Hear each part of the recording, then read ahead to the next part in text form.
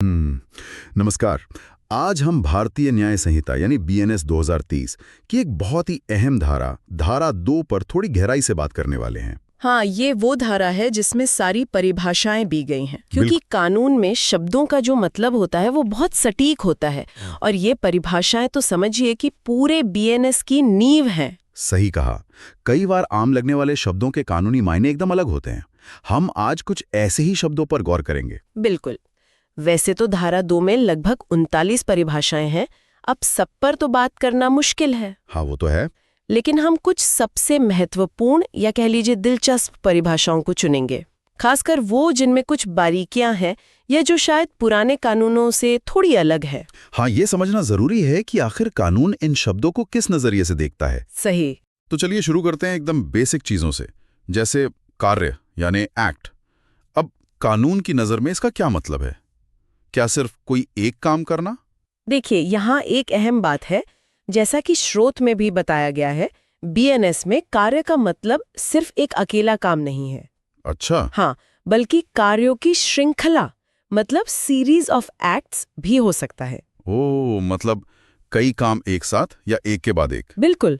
और ठीक इसी तरह लोप यानी ओमिशन, कुछ न करना, वो भी सिर्फ एक बार की चूक नहीं बल्कि चूकों की श्रृंखला, सीरीज ऑफ ओमिशंस हो सकती है।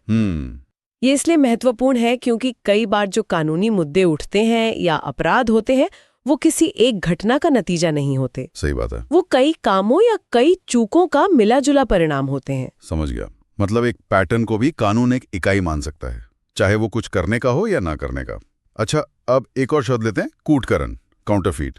हाँ, नकल बनाना जिसे कहते हैं। तो क्या इसका मतलब है कि नकल बिल्कुल हूबहू होनी चाहिए, जरा भी फर्क न हो? नहीं, देखिए यहीं पर बारीकी है। स्रोत साफ कहता है कि नकल का हूबहू होना जरूरी नहीं है। अच्छा, तो फिर क्या जरूरी है? सबसे जरूरी है इरादा, नियत। मतलब अगर कोई चीज इस इरादे से बनाई गई है कि वो किसी दूसरी चीज जैसी लगे और उससे धोखा दिया जा सके, हाँ, और वो इतनी मिलती जुलती है कि धोखा होने की संभावना है, तो वो कूटकरण माना जाएगा, भले ही उसमें थोड़ा बहुत अंतर क्यों न हो। तो मतलब अगर कोई ध्यान से देखे तो फर्क पता चल जाए, तब भी? हाँ, तब भी। अगर धोखा देने का इरादा था और वो इतनी मिलती जुलती है कि आम तौर पर धोखा हो सकता है, तो वो कूटकरण है। यहाँ इरादा बहुत महत्वपूर्ण है।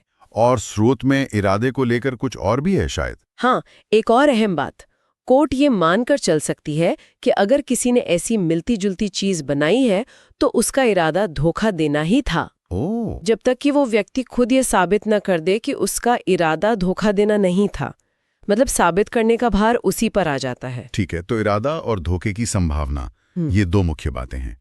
अब आते हैं दस्तावेज पर, डॉक्यूमेंट। हाँ, ये आजकल बहुत प्रासंगिक है। बिल्कुल, खासकर डिजिटल जमाने में। बीएनएस इसे कैसे परिभाषित करता है? क्या मेरा ईमेल भी दस्तावेज है? हाँ, और ये बीएनएस के महत्वपूर्ण अपडेट्स में से एक है। स्रोत इस पर काफी जोर देता है। कैसे?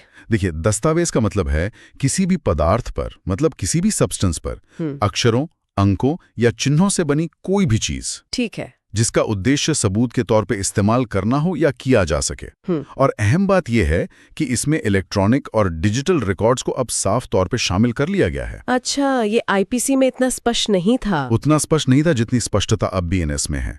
तो हाँ, आपका ईमेल, कोई वर्ड फाइल, कोई स्कैन की हुई कॉपी, ये सब दस्तावेज माने जा सकते हैं। या कोई ऐसा लेख जिसमें कोई निर्देश दिए गए हों।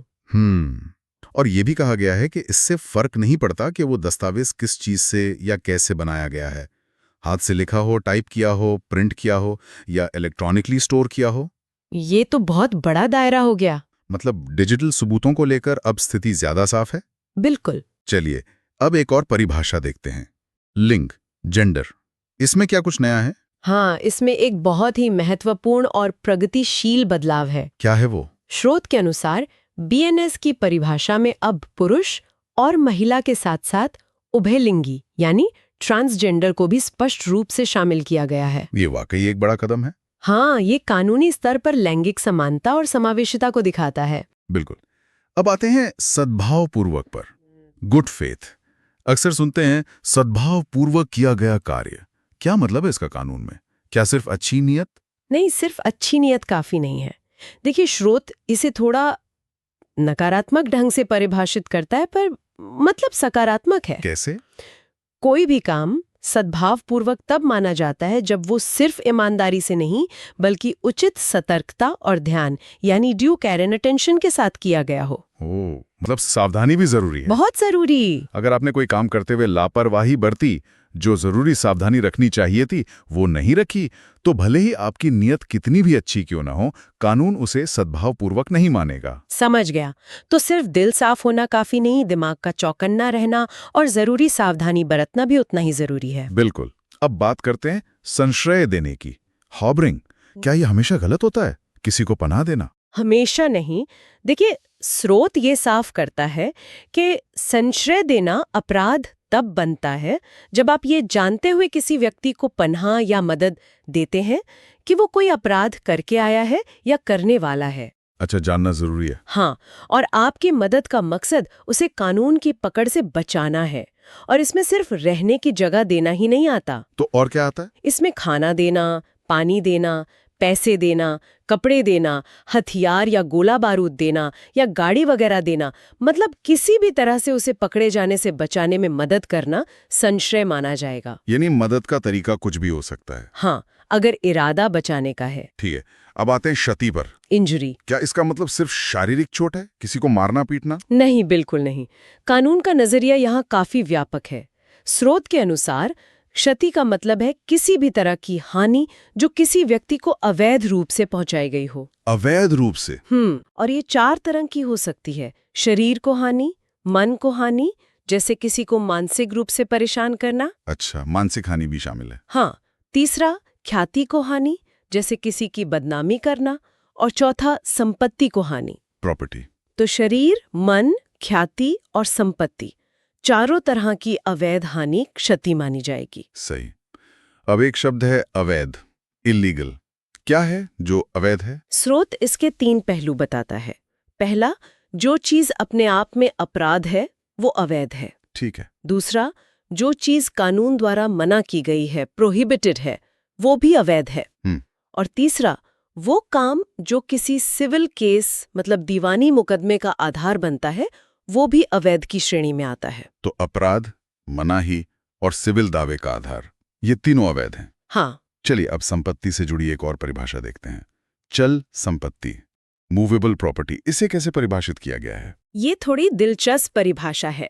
स्रोत बताता है कि बीएनएस ये नहीं कहता कि चल संपत्ति क्या है, तो बल्कि ये कहता है कि क्या नहीं है। अच्छा, कैसे? इसके अनुसार जमीन यानी लैंड और वो चीजें जो जमीन से जुड़ी हुई हैं या स्थायी रूप से जमीन से जुड़ी किसी चीज से जकड़ी हुई हैं, जैसे कि कोई बिल्डिंग, हाँ। इनको छोड़कर बाकी सब कुछ चल संपत्ति है। मतलब जो अचल नहीं वो चल है। बिल्कुल।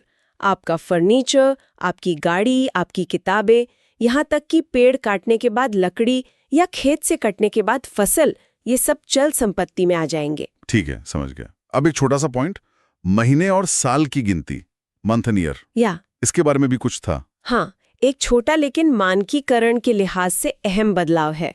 स्रोत बताता है कि बीएनएस के तहत अब महीना और साल की गणना ग्रेगोरियन कैलेंडर के अनुसार होगी। अच्छा, पहले क्या था? पहले आईपीसी में ब्रिटिश कैलेंडर का जिक्र था, अब इसे अंतर्राष्ट्रीय स्तर पर मान्य ग्रेगोरियन कैलेंडर कर दिया गया है। ठीक है, ग्रेगोरियन कैलेंडर। अब आते हैं शपथ पर, ओथ। इसका कानूनी महत्व क्या है? देखिए, शपथ का मतलब सिर्फ कसम खाना नहीं है।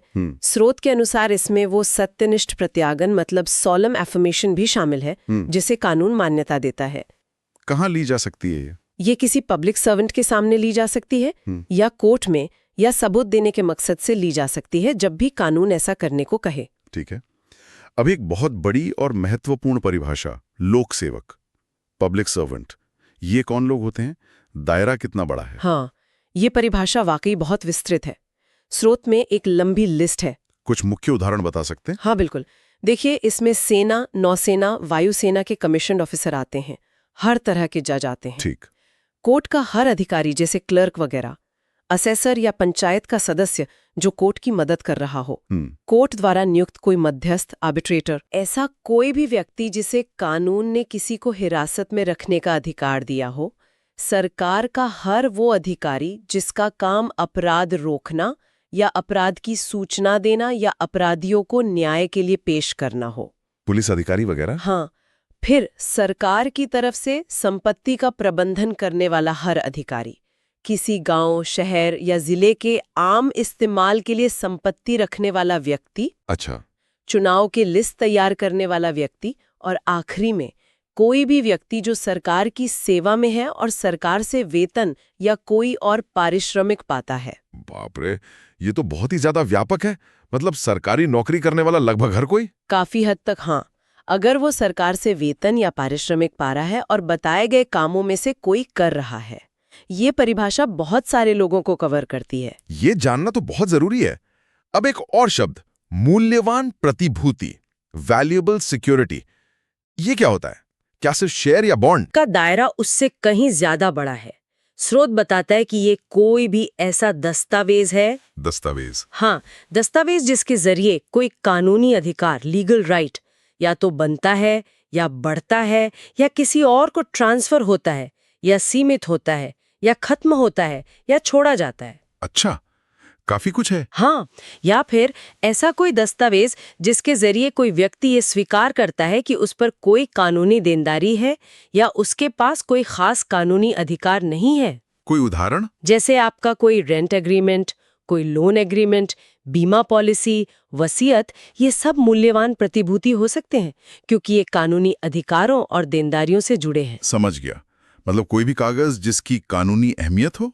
अब आखिर में दो शब्द जो अक्सर साथ आते हैं, सदोष अभिलाभ, रॉन्गफुल गेन, और सदोष हानि, रॉन्गफुल लॉस। हाँ, ये अपराधों को समझने के लिए बहुत जरूरी है। इनका ठीक मतलब क्या है? स्रोत के अनुसार सदोष अभिलाभ का मतलब है अवैध तरीकों से ऐसी संपत्ति का लाभ पाना जिसके आप कानूनी तौर पे हकदार नहीं है। अवैध तरीके से? हाँ, तरीका अवैध होना चाहिए।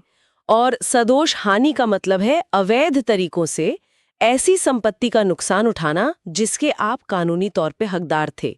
मतलब वो संपत्ति आपकी थी और आपको उसका नुकसान हुआ। और इसमें कुछ और बारीकियां भी थी शायद। हाँ, स्रोत ये भी साफ करता है कि सदोष अभिलाभ प्राप्त करने का मतलब सिर्फ पहली बार गलत तरीके से संपत्ति लेना ही नहीं है, बल्कि उसे गलत तरीके से अपने पास बनाए रखना भी है। अच्छा, रखना भी शामिल है। हाँ, और सदोष हानि उठाने का मतलब सिर्फ संपत्ति का नुकसान होना ही नहीं, बल्कि किसी को उसकी संपत्ति से गलत तरीके से दूर रखना या वंचित करना भी शामिल है। ठीक है, तो ये पूरी तरह से गलत तरीके से फायदा उठाने और नुकसान पहुंचाने से जुड़ा है।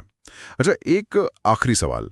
मान लीजिए बीएनएस में कोई शब्द इस्तेमाल हुआ पर उसे इस धारा 2 में परिभाषित नहीं किया गया है, तब क्या होगा? उसके लिए भी बीएनएस में ही प्रावधान है। स्रोत बताता है कि अगर बीएनएस में इस्तेमाल हुआ कोई शब्द या कोई पद यहाँ परिभाषित नहीं है, हाँ, लेकिन उसे सूचना प्रौद्योगिकी अधिनियम 2000, आईटी एक्ट या फिर भारतीय नागरिक सुरक्षा संहिता 2023 बीएनएसएस, जो कि नई सीआरपीसी है, में परिभाषित किया गया है, तो उसका वही मतलब माना जाएगा जो उन कानूनों में दिया गया है। ये कानूनों के बीच एक तरह का तालमेल बनाए रखता है। बहुत बढ़िया। तो हमने आज भारतीय न्याय संहिता की धारा 2 की कुछ अहम परिभाषाओं की गहराई से पड़ताल की। हाँ, और ये साफ हो गया कि कानून में हर शब्द का वजन होता है, उसका एक खास मतलब होता है। बिल्कुल। हमने देखा कि कैसे दस्तावेज में डिजिटल रिकॉर्ड साफ तौर पर आ गए हैं, लिंक की परिभाषा ज्यादा समावेशी हुई है, सद्भाव पूर्वक के लिए सावधानी कितनी जरूरी है, और लोक सेवक का दायरा कितना बड़ा है। सही कहा। ये परिभाषाएं सिर्फ वकीलों या जजों के लिए नहीं है, बल्कि एक जागरूक नागरिक के तौर पर भी इन्हें समझना जरूरी है। ये हमारी रोजमर्रा की जिंदगी और अधिकारों को प्रभावित करती हैं। आज की इस पूरी चर्चा से एक बात सोचने पे मजबूर करती है। ये जो नई परिभाषाएं हैं, खासकर जैसे डिजिटल दस्तावेज को कानूनी मान्यता मिलना या लोक सेवक का इतना व्यापक होना, आने वाले समय में हमारे सिस्टम पर, हमारे आपसी लेन देन पर और शायद न्याय मिलने की प्रक्रिया पर इनका कितना गहरा असर पड़ेगा। क्या हम इसके लिए पूरी तरह तैयार हैं? ये सोचने वाली बात है। बिल्कुल, ये सोचने वाली बात है। आज की इस विस्तृत और ज्ञानवर्धक चर्चा के लिए आपका बहुत बहुत धन्यवाद। धन्यवाद।